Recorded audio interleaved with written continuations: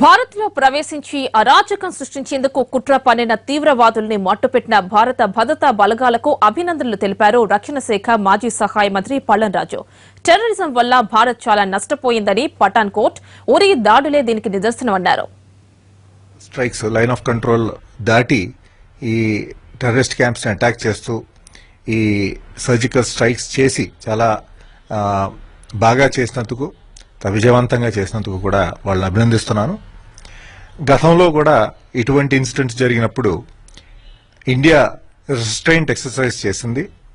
ఈ రెస్ట్రెయింట్ ని వీక్నెస్ గా వాళ్ళు అనుకుని రిపీటెడ్ గా ఈ టెర్రరిస్ట్ అటాక్స్ ని ఫాస్టర్ చేయడం చాలా దురదృష్టకరం.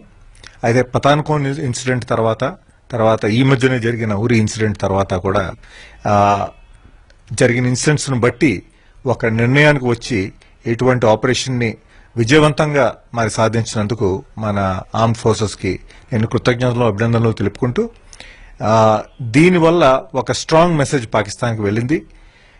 ఇండియాని ప్రొవోక్ చేస్తే తప్పకుండా రియాక్షన్ ఉంటుందనేది వాళ్ళు గమనించుంటారు. దాన్ని మరి ఈ ఎఫర్ట్ ని మనం సక్సెస్ఫుల్ గా సస్టైన్ చేయడం చాలా ముఖ్యం. తర్వాత ఏమైనా ఎటువంటి రియాక్షన్ వస్తుందో కూడా దానికి ప్రిపేర్డ్ గా ఉండటం కూడా ఈ తరుణంలో చాలా ముఖ్యం.